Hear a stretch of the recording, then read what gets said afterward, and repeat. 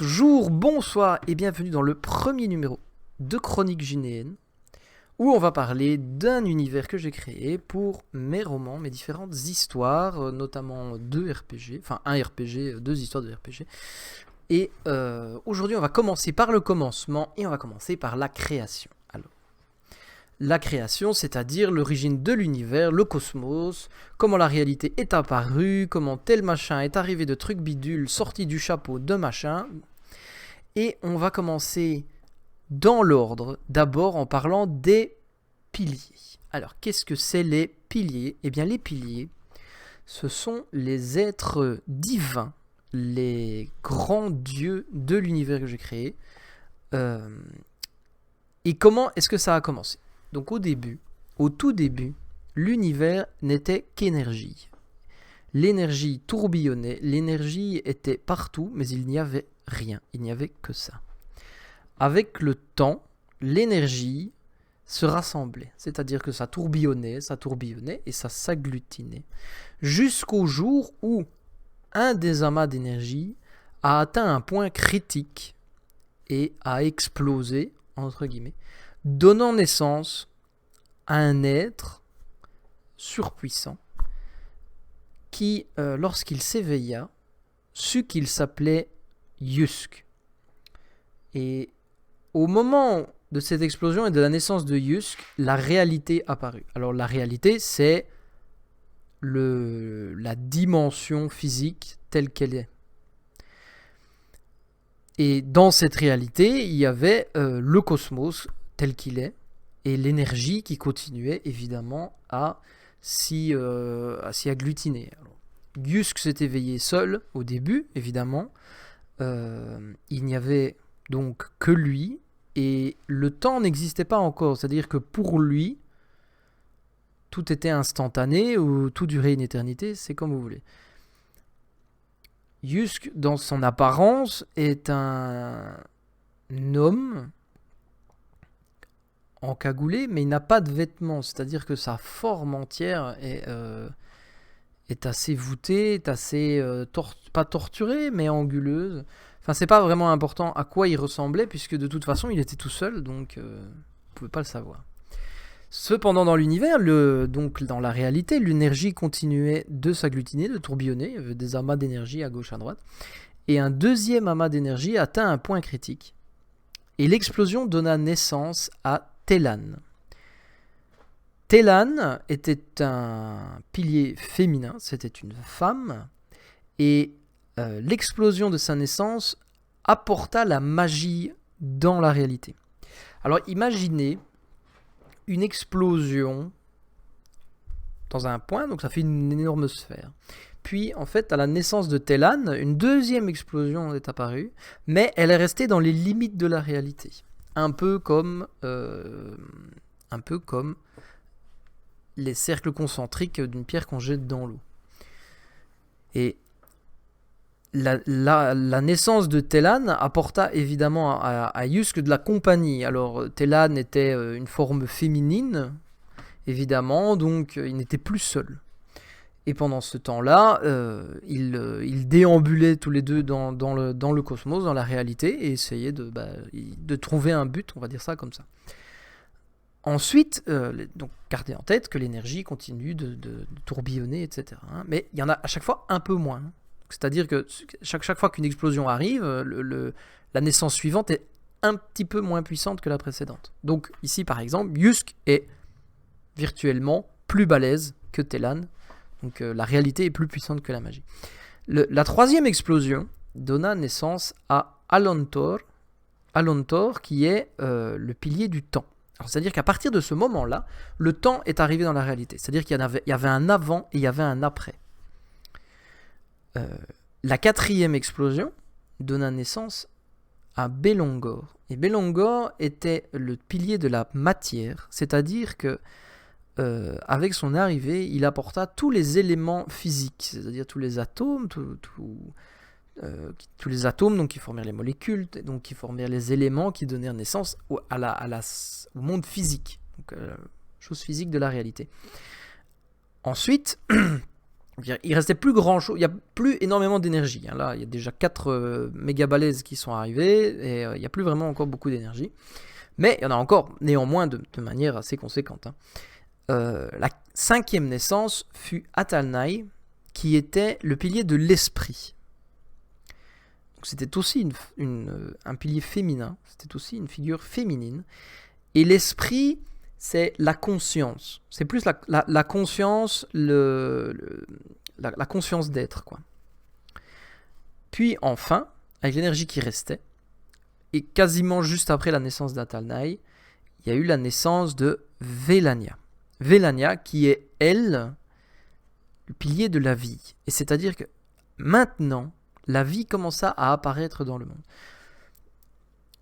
Donc, ces 6 personnes, ces 6 êtres divins, Yusk, Telan, Alontor, Belongo, Atalnai et Vélania, formèrent le panthéon des piliers. Donc c'est vraiment ceux qui supportent la réalité, l'univers tel qu'il est, hein, qui apportent tous les éléments cruciaux de l'univers. Quand Belongor est apparu, les éléments sont apparus et les lois de la physique, évidemment, ont commencé à s'exercer, donc des planètes, des soleils, etc. C'était un peu comme le Big Bang qui est apparu, puis Atalnai et Vélania étant apparus quasiment simultanément, hein, la vie a commencé à apparaître sur des planètes. Donc, c'est-à-dire que la vie est apparue, c'est pas là on l'a pas posé comme ça, tac, ça s'est développé de manière assez standard.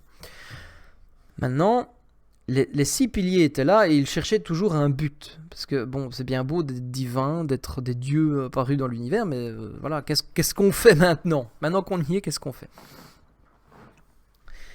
Ils ont décidé de chercher leur propre but sans s'impacter les uns les autres. Alors, gardez en tête que les éléments apportés par les piliers, réalité, magie, ça forme des cercles concentriques. Hein, c'est-à-dire réalité, magie, temps, matière, esprit et vie. Et ils ont remarqué que, par exemple, la réalité pouvait altérer la magie et pas l'inverse. C'est-à-dire qu'à chaque fois, le cercle extérieur est plus balèze que ceux de l'intérieur et peut influencer ceux à l'intérieur, mais pas l'inverse. C'est-à-dire que peu importe ce que la matière fait, elle ne peut pas résister à l'influence du temps. Peu importe ce que le temps fait, peu importe ce que le temps fait, le temps doit se plier à la volonté de la magie, par exemple. C'est-à-dire que par la magie, on peut manipuler le temps, mais le temps n'a pas d'impact sur la magie. C'est dans ce sens-là. Et de même, la vie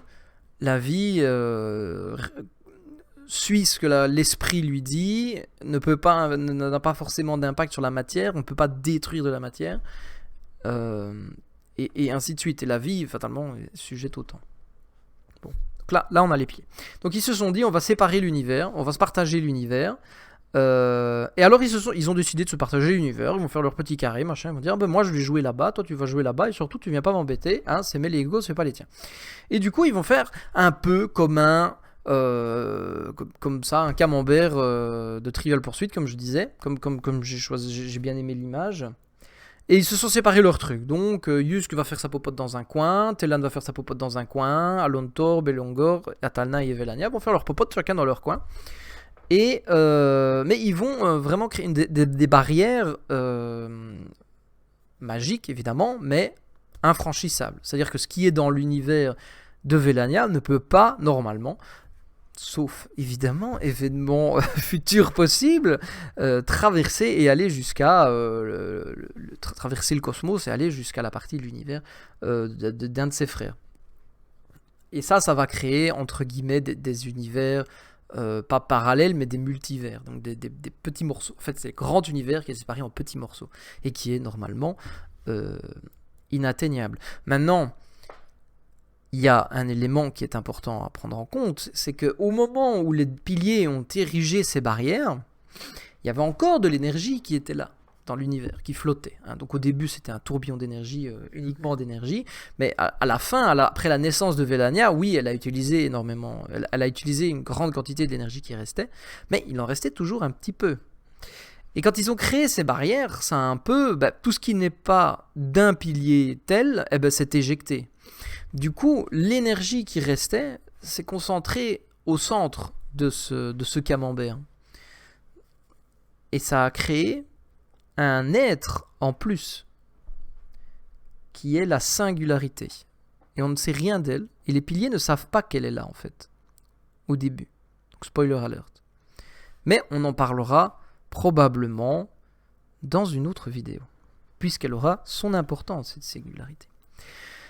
Et donc maintenant, attends, je vais juste vérifier, voilà. Donc maintenant, on est dans cet univers organisé, avec la réalité, la magie, le temps, la matière, l'esprit et la vie, qui sont imbriqués les uns dans les autres. Alors, qu'est-ce qui se passe? Eh bien, nous, on va s'intéresser en particulier au camembert de Vélania, qui est le pilier de la vie. Pourquoi? Parce que c'est comme ça. Voilà, c'est moi le chef. On va s'intéresser au camembert de Vélania. Alors, dans son camembert, hein, dans son parti de camembert, il y a évidemment des planètes avec leurs trucs à eux. Mais Vélania va jamais se sentir le cœur de les influencer. En tout cas, c'est ce qu'on sait, qu'elle n'a jamais choisi de les influencer. Et Vélania va se dire, eh ben moi, je vais créer ma propre planète. Je vais le faire toute seule, comme une grande. Mais elle ne peut, pour ce faire, elle a donné naissance à plusieurs êtres qui vont l'épauler dans la création de son monde. Donc de ce monde qu'elle va choisir comme pleine de jeux, on va dire ça comme ça. Hein.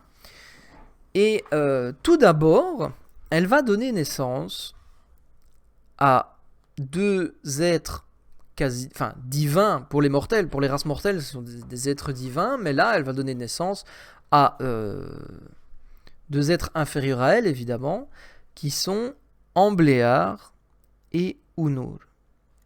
Ce sont deux êtres très importants. Alors, c'est ici qu'on va avoir les éléments primordiaux du monde, qui sont le feu, l'air, l'eau, la terre, etc. Ambléar est l'être du feu, et Unur est l'être de la terre. Alors, à eux deux, ils vont façonner le monde. Ils vont façonner une planète, comme ça, parce que c'est nous les chefs, c'est nous les boss, hein, évidemment en utilisant la matière apportée par Belongor, hein, donc ils vont la façonner, afin de permettre de créer une planète. Alors, ensuite, c'est bien beau, on a un amas de roches en fusion qui est très très sympa, mais c'est un peu compliqué d'y faire quoi que ce soit. Donc, du coup, Vélania va donner naissance à deux autres êtres qui vont rafraîchir, disons comme ça, un vent de fraîcheur, le double effet qui se coule, qui sont Valera et Célinda. Alors, Valera sera celle de l'air, et Célinda sera celle de l'eau. Et à elles deux, elles vont refroidir le monde. Donc, il va y avoir aussi les premiers courants d'air, les premiers nuages, parce que bon, nuages, eau, tout ça, chaleur, vapeur, hein, je vais vous faire pas le cycle de l'eau, hein, vous retournerez à l'école primaire, vous retrouverez vos notes d'école primaire, vous en trouverez, vous y arriverez bien. Et du coup, le monde va se rafraîchir, les océans vont apparaître, et l'air va donc on va voir l'atmosphère, etc. Ça va être un beau petit truc, un gros machin avec un gros océan et un gros caillou. Voilà. Alors c'est pas très sexy hein, comme ça, parce que Vélania elle le sait, elle se dit oui mais pour faire vivre quelque chose là-dessus, ça va demander encore un petit peu de travail. Mais d'abord on ne sait rien faire vivre donc comme ça. Donc elle va donner naissance à deux nouveaux Gus, qui sont Lilka et Dalchi. Alors ils sont tous frères entre guillemets, hein, mais Lilka et Dalchi sont frères. Vraiment, ils sont nés, ils sont apparus en même temps et ils se considèrent comme des frères. Et Lilka sera celui de la lumière et Dalchi sera celui de l'ombre. Et chacun, avec l'aide d'un des autres êtres quasi divins qui sont nés là, vont. Alors Lilka va donner naissance au soleil, donc avec l'aide d'Ambléar, donc le feu d'Ambléar, il va créer le soleil qui va apporter la lumière, hein. Je ne vais pas vous la faire, hein, vous êtes au courant. Et de l'autre côté, Dalchi, avec l'aide de Célinda, donc celle de l'eau, va donner naissance à la lune. Ah oui, mais pourquoi Célinda? Parce que c'est comme ça. Donc ces deux astres cosmiques vont apparaître et vont apporter la lumière. Donc il va y avoir le jour et la nuit, il va y avoir la lune et le soleil qui vont créer ce cycle jour-nuit sur le monde en naissance. Maintenant, c'est quand même plus fun, il y a de la lumière, etc. Donc Velania va donner naissance à Selendar. Selendar qui sera celui de la vie. Et ça tombe bien, puisque Velania elle-même est le pilier de la vie. Donc dans le rayon de la vie, elle s'y connaît pas mal, la petite. Alors du coup, Selendar arrive sur le monde, et avec sa petite maman, maman, qu'est-ce qu'on fait? Et c'est là que toutes les plantes, ils vont créer à eux deux toutes les plantes, tous les animaux, et habiter, vont peupler le monde. Et ça s'est très très bien passé. Au début, ils ont eu beaucoup de bonnes idées.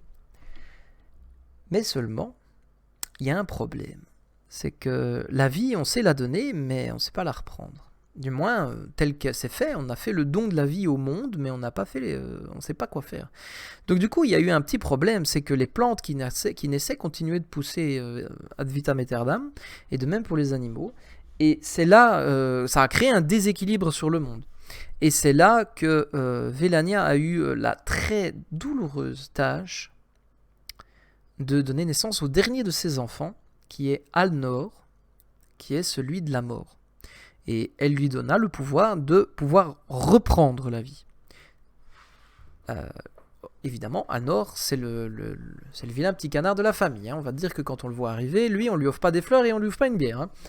Donc du coup, voilà, on a notre monde qui est peuplé d'animaux, qui est peuplé de plantes, on a un cycle jour-nuit, on a toute la physique qui s'est mise en route, les pluies, les vents, les nuages, etc.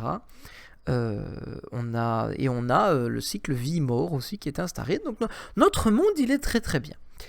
Mais il y a un truc que Velania n'avait pas prévu, c'est que lors du façonnement du monde, il y a eu des éléments qui sont... Attendez, je vais voir ce que c'est. Voilà. Ah ben, je vais vous montrer, voilà. Donc là, le monde est prêt. Le monde ressemble à ça. Alors, évidemment, en bleu clair, c'est... donc en plus, sur le côté, c'est l'océan. Hein, on est d'accord. Et donc, le monde est prêt. Et ce monde, elle va l'appeler Nura. Alors, pourquoi Nura? Merci de poser la question. C'est une très très bonne question. Nura, parce que... Unur, cela veut dire le père de la terre. Donc Nura, ça veut dire la terre. Voilà, c'est tout, c'est comme ça. Merci, j'ai pas fait d'études pour faire de la linguistique, donc je suis désolé si ça n'a aucun sens, mais en tout cas, moi ça me plaît bien. Alors, en tout cas, maintenant on a le monde tel qu'il est, on a une belle planète bien sexy, on a des animaux. Et comme je disais, eh bien, il y a eu un petit problème, c'est qu'à la création du monde, il y a des petites choses qui sont apparues que Velania n'avait pas prévues. Et ces petites choses, ce sont les 4 races, enfin les 5 races originelles de la planète. C'est-à-dire qui sont apparues, qui sont sorties du chapeau du magicien. Alors, ces races... Hélas, je n'ai pas trouvé beaucoup de visuels, hein, donc je suis désolé, moi je ne suis pas dessinateur, donc je dessine comme un branque, donc j'ai cherché un peu ce qu'il y avait de mieux à faire. Hein. Alors, avec la naissance du soleil, les premières gouttes du soleil qui sont tombées sur le monde, les premiers rayons de soleil qui sont tombés sur le monde, ont créé des œufs de dragon. Donc, le soleil est tombé en morceaux, un peu comme le Japon a été créé par l'épée d'un dieu qui sont retombées dans l'océan. Ici, les premières gouttes du soleil, lors du façonnement du soleil, sont tombées sur le monde et ont donné naissance, enfin, ont fait apparaître les premiers œufs de dragon. Et de même, la puissance de Dalchi et de Selinda ensemble, les morceaux de la lune qui étaient en train de se faire façonner sont tombés sur le monde et ont créé des œufs de dragon lunaires. Donc il y a 2 races de dragons. Il y a les dragons solaires qui ressemblent un peu aux dragons rouges que vous avez ici. Et vous avez les dragons lunaires dont je n'ai pas trouvé de visuel. Mais déjà ils n'ont pas d'ailes. Et ils sont un peu comme le dragon rouge, mais ils n'ont pas d'ailes. Et ils ont une queue plus en éventail. Voilà. Alors pas éventail genre la queue du paon, mais en éventail tout de même. Et ils sont évidemment de couleurs différentes, hein. Donc les dragons solaires sont bronze, on va dire ça comme ça, et les dragons lunaires sont plutôt de couleur argentée. Mais de même, lorsque dans la poésie de la chose, lorsque les premiers courants d'air sont apparus, et que dès que les premiers glands des premiers chênes sont tombés par terre, ils se sont transformés en œufs de griffons. Ça, c'est la deuxième race. Puis, à la naissance de la terre, lorsque la vie fut insufflée dans la terre, sur Noura, des blocs de pierre se sont animés et ont donné naissance aux golems. Alors, les golems, il y a un truc très très cool avec eux, c'est que quand ils naissent, ils sont de couleur très... comment je veux dire, couleur de la pierre, merci Mathias, sont couleur pierre, et lorsqu'ils finissent un cycle de vie, ils fusionnent avec le sol à nouveau, ou avec la montagne, peu importe où ils sont, ils fusionnent avec le sol, et ils ont un cycle de sommeil, et quand ils se réveillent, quand ils recommencent un cycle de vie, leur corps se purifie. C'est-à-dire qu'avec le temps, plus un golem est vieux, plus il se transforme en diamant. Qui prend une couleur, pas une couleur, il devient transparent, blanchâtre. Ça, moi je trouve ça très cool. Du coup, quand vous croisez un golem full diamant, ça veut pas dire qu'il est salé à League of Legends, ça veut juste dire qu'il est super vif. Ensuite, il y a normalement une quatrième race que je n'ai pas, hélas, trouvé de visuel pour permettre de les imaginer telles qu'elles sont dans ma tête. Ce sont les sirènes. Alors, si je devais décrire les sirènes, je dirais que vous devriez prendre les nagas femelles dans Warcraft, mais en moins lézardesques. Je sais pas si ça vous aide. Donc un peu entre mix humain, lézard, naga, machin. C'est un peu chelou. Mais je n'ai hélas pas de visuel à vous donner. Donc ce sont des êtres humanoïdes, mais sans jambes, donc avec une nageoire, avec des écailles évidemment, avec des yeux en reptiliens, et une tête un peu poissoniforme. Ça ne veut rien dire, mais je trouvais que c'était de bon ton. Et évidemment, elles vivent dans les océans, etc. Il y a des mâles, il y a des femelles, il y a des enfants, ils pondent des œufs, etc. Et enfin, il y a la race qui s'est développée sur la Terre et qui a évolué, elle, au fil du temps. Et ce sont les Kalès, qui avec le temps, ce sont des hommes lézards, donc, qui avec le temps se feront appeler les Kalès. Et alors, j'ai pris cette illustration d'homme lézard, mais c'est un peu différent parce que les Kalès se déplacent toujours à quatre pattes, mais ils sont intelligents, ils ont une société, et ils ont des technologies, avec le temps évidemment, ils développent des technologies rudimentaires, etc. Donc voilà, donc les 5 races d'origine de Noura sont les dragons, lunaires et solaires, les griffons, les golems, les sirènes,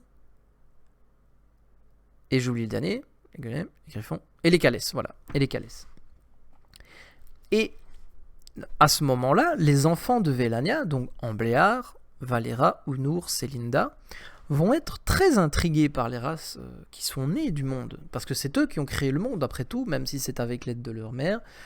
Ils sont très intrigués, donc du coup ils se disent on va aller voir ce qui se passe, et évidemment ils vont se révéler à ces races, et ces races vont un peu réagir, oulala, parce que bon, malgré tout, on prend les griffons, ça a beau être des êtres un peu animaux, ils sont intelligents, c'est pas des débilos quoi, et ils vont vraiment s'attacher respectivement à un dieu chacun.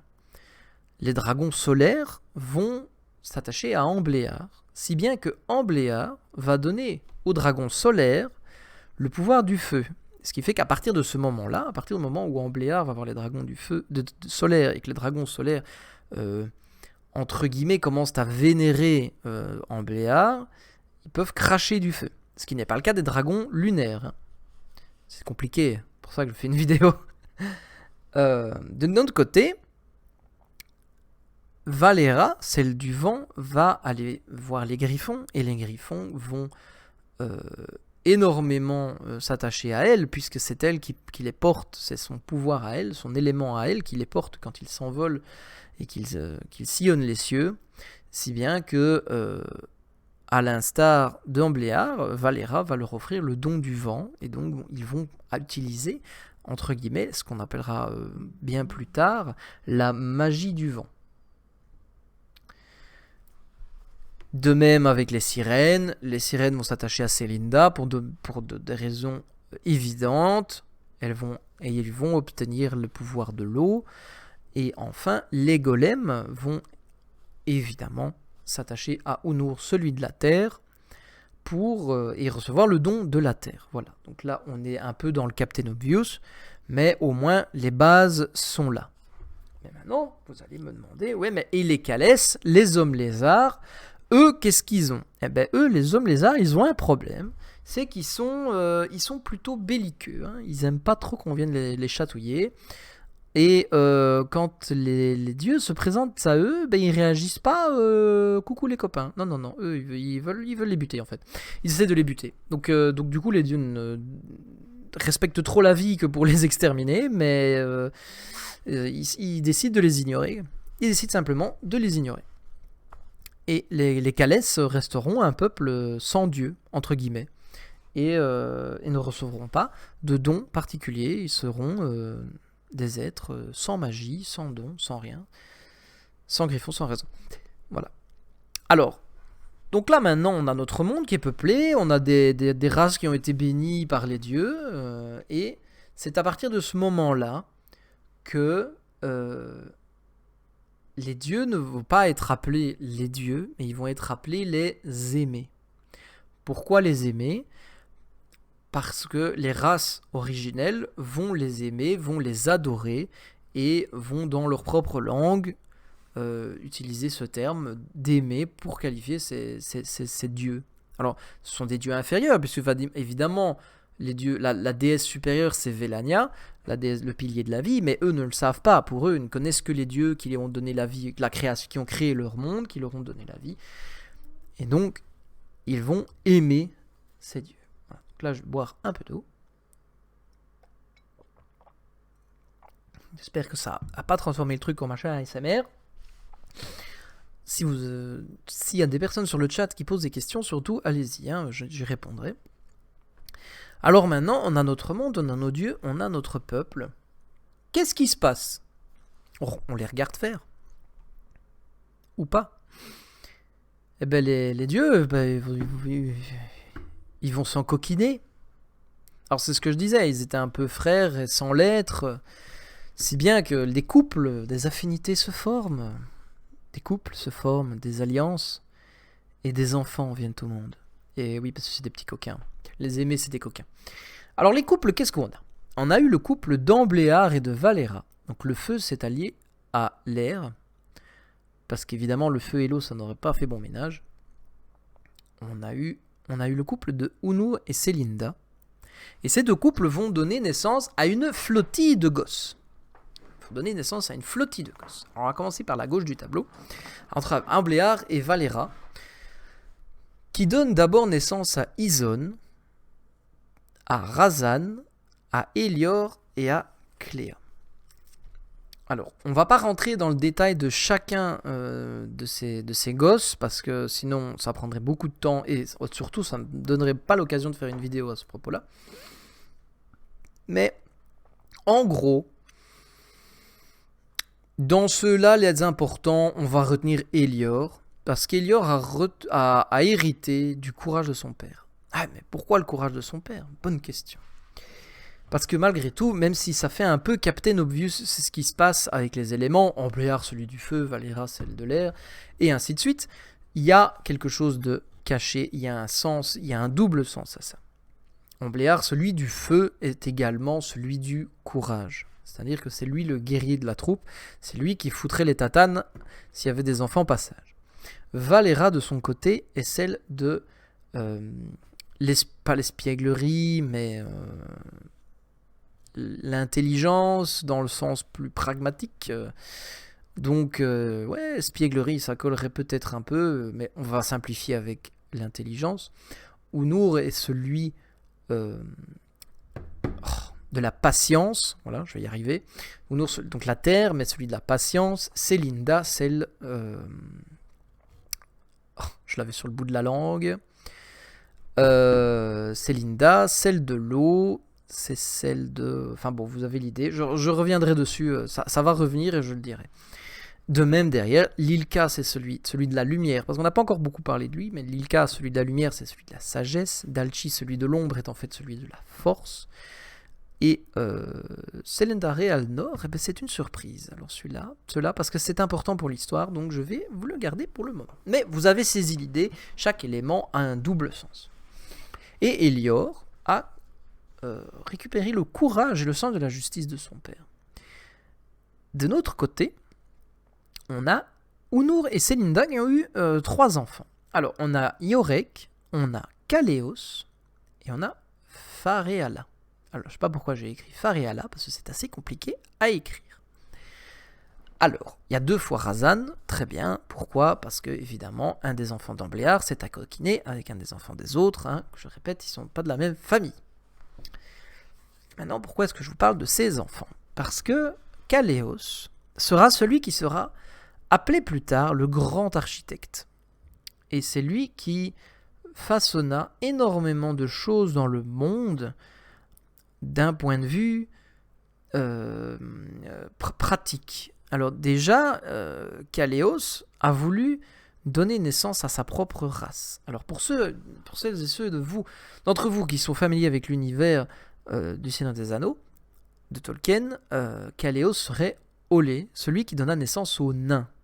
Mais à la différence de cet univers que j'adore, que je révère et que je ne saurais tarir d'éloges à son sujet, les nains ne furent pas bannis. Ici, les nains vécurent et ils vivront juste dans les montagnes, là où Kaleos leur a donné naissance. Et Kaleos va construire énormément de choses. C'est lui qui va enseigner les bâtiments, c'est lui qui va... la construction. Et il va construire énormément de choses, notamment la grande bibliothèque qu'il va garder avec son ami Sedan. Et ils formeront avec Elior, donc Elior, Sedan et Kaleos, l'ordre des gardiens. Mais on en parlera dans une autre vidéo, parce que sinon celle-ci va durer beaucoup trop longtemps. Et Kaleos... il a un frère qui s'appelle Iorek. Et Iorek, ben lui, il n'est pas aussi talentueux que son frère. Et il va commencer à jalouser. Surtout après la création des nains, Iorek va se dire, mais c'est pas juste. Pourquoi est-ce que Kaleos reçoit tous les lauriers et moi, j'ai rien? Alors du coup, Iorek va mal le prendre. Et il va kidnapper des nains et les torturer, mais pas dans le sens avec des caisses pleines de clous et des mégots de cigarettes. Hein. Il va il va manipuler leur être pour créer sa propre race à lui. Il va créer ce qu'on appellera là, beaucoup plus tard, les gobelins, avec leurs petits frères, les gobelins. Donc les gobelins sont un peu plus gros que les gobelins. Enfin bref, ça on en parlera si vous procurez mon premier roman. Voilà, instant publicité. Et Iorek va faire ça. Alors Iorek il va être assez satisfait. Hein. Bon, les gobelins sont moches, mais c'est sa création à lui. Hein. Bon, en attendant, il a quand même pas créé une race de toutes pièces, mais c'est sa création à lui. Et il est assez content. Et il va s'y remettre. Il va prendre des sirènes, par exemple. Il va les pervertir également. Et il va créer ce qu'on appellera les frayeurs. Alors ce sont des êtres tentaculaires, pas très sexy, qui vivent dans les profondeurs des océans, et qui comme je dis, ils sont pas sexy, ils sont pas gentils. De même, il va faire comme ça avec plusieurs races, avec les sirènes, avec les nains, avec les griffons. Et le problème, c'est que ça va se voir. Ça va se voir. Hein. C'est pas comme le nez au milieu de la figure, ça va prendre un petit peu de temps, mais ça va se voir. Alors au début, on va dire le conseil des aimés, donc les 8 dieux d'origine, les 8 dieux à l'origine du monde, vont lui dire maintenant ça suffit, hein. T'arrêtes tes bêtises. Hein. Le problème, c'est que le gamin, il est têtu, et le gamin, il va continuer. Et Yorek va, au fil des millénaires, continuer de pervertir la création. Et va pervertir la planète Noura, va pervertir des forêts, va pervertir des zones entières. Notamment, je vais vous remettre ça dans la partie nord qu'on appellera le sommet, hein, parce que là, il fait froid, donc les gens sont pas très chauds d'y aller. Et il va, en particulier, faire ses cachotteries là-bas en haut. Et à un moment, ils vont en avoir marre. Les aimés vont en avoir marre. Et Ambléar va dire qu'il faut faire quelque chose.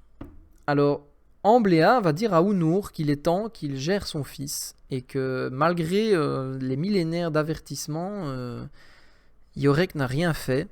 Il a fait la sourde oreille, il n'a pas écouté. Donc il faut faire quelque chose. Et Ambléar va pas y aller par 4 chemins. Il est trop attaché à la création, il est trop attaché à la préserver, et il va dire il faut exécuter Yorek. Alors pour Unour et Selinda, c'est une nouvelle terrible. Pour Selendar également, pour l'aimer de la vie, c'est horrible. Pour Alnor, c'est horrible. Ah, j'ai OBS qui plante. Bon, j'espère que ça va pas cracher. Pardon. Je couperai ça au montage. C'est terrible l'annonce de l'exécution de l'un de leurs enfants. Malgré qu'ils trouvent ça outrageant, ils sont plutôt d'accord. Ils se disent bon, ben il faut, hélas, il faut faire quelque chose.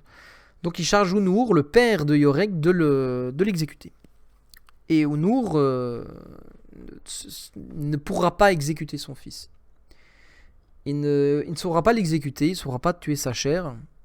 Et à la place, il va proposer de bannir Yorek dans un plan différent. Au début, ils ne savent pas trop quoi faire. Puis ils se disent, bon, ben, il a mis la majorité de ses trucs dans le nord, de créations dans le nord. Eh bien, on va bannir Yorek et toutes ses créations, toutes ses perversions. On va les rassembler dans le nord du continent et on va le bannir.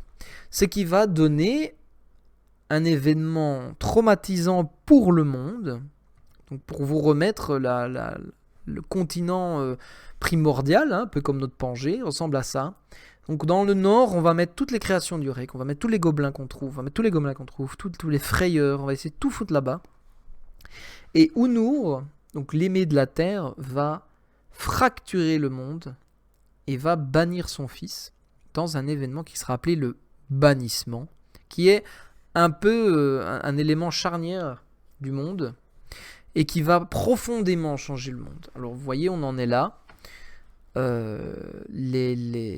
Cet événement, le bannissement, va provoquer le mouvement des plaques tectoniques du monde, hein, pour rester un peu cohérent. Donc il y a toute une péninsule qui s'est arrachée, qui formera l'île d'Ombre Brume.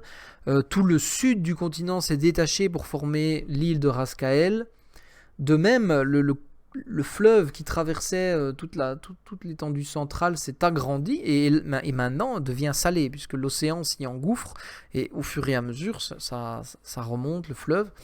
Ce qui va, hélas, avoir un impact terrible sur les terres environnantes, en particulier au sud, et qui vont donner naissance au désert de Gorun. De même, au nord, une partie des terres va s'arracher, vont former la péninsule de la Garde. Tout ça sont des nominations qui viendront plus tard, avec le temps, avec les races qui seront là, évidemment. Et évidemment, il manque la partie nord. La partie nord est repoussée de l'autre côté du monde. Et les aimés unifient leur pouvoir pour créer une barrière autour de ça pour bloquer Yorek et le garder banni là-bas. Voilà. Donc ça c'était le bannissement, c'était le moment charnière qui va changer le monde à jamais et avoir un impact terrible sur les races qui existaient, que ce soit les dragons, les sirènes peut-être moins parce qu'elles sont dans l'océan, cela dit, les griffons, les Calès, puisque les Calès vivaient dans la partie sud-ouest du continent, et maintenant leur civilisation est séparée en deux, mais également d'autres races dont on parlera dans la prochaine chronique gynéenne, sur les elfes et la première partie de leur existence. Donc voilà, c'était la première chronique ginéenne sur les aimés, les piliers, l'organisation du cosmos et la naissance du monde dans lequel il va se passer énormément de choses. J'espère que cette présentation vous a plu. N'hésitez pas à poser des questions, j'y répondrai avec énormément d'enthousiasme. Et je vous verrai la prochaine fois. Salut!